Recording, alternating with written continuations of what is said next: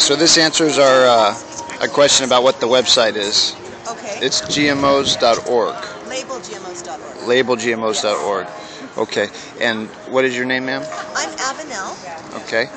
And tell us a little bit about labels. Labelgmos.org. Labelgmos.org intends to make it a requirement by law to label our food honestly. Right now, our food is labeled. Everybody can see that. Anytime you buy a box of food, it's got a label and it says what's in it. But it doesn't say everything that's in it. And if you're concerned about your health or the health of your children or my grandchildren, you want them to eat healthy food that's honest. And if we lived in Canada or if we lived in Europe, our food would be honest because it's labeled. So what we're asking for is not anything that's fiscally irresponsible. We're not asking for anything that isn't already happening. We're asking for more transparency and for honesty in food. What kind of questions are coming up as far as arguments for the cause and positive impacts of the cause? I'll start with a negative. Okay. There are people that just don't care what's in their food, and that's their choice. You know, as adults, we don't have to care what's in our food if we don't want to. But they don't want to be involved in the Label GMO project because they think it's kind of ridiculous to have to label more things. There are people that are very positive proponents for genetically modified food. One young man is real happy to grow tomatoes in the Central Valley in November, which you can't do currently. But if you have a genetically modified tomato that takes some Atlantic salmon cells and puts it into the tomato, then suddenly you can grow your tomato in November. In theory, that sounds good.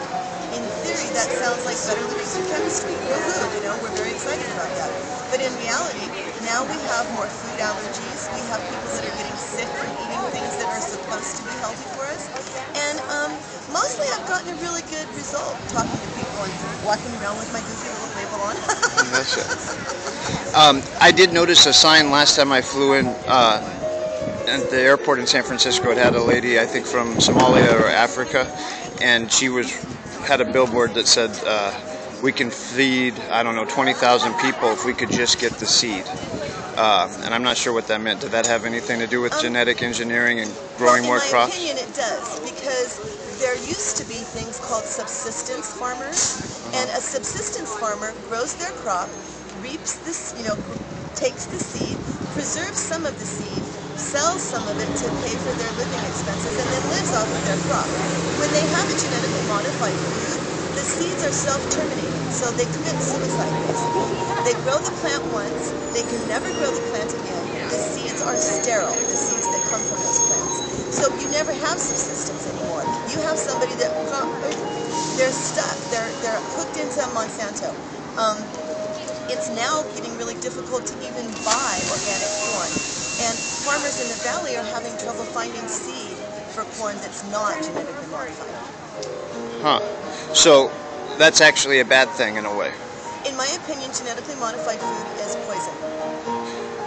Even if you can produce more of it more efficiently. You can't produce more of it more efficiently. They say that you can, and in factory, or not factory, but in optimal lab situations, you produce maybe 20% more, but when they take it out and put it out there in the world, you don't produce 20% more. Maybe you get 10% more. You can't feed the world on artificial food. Okay.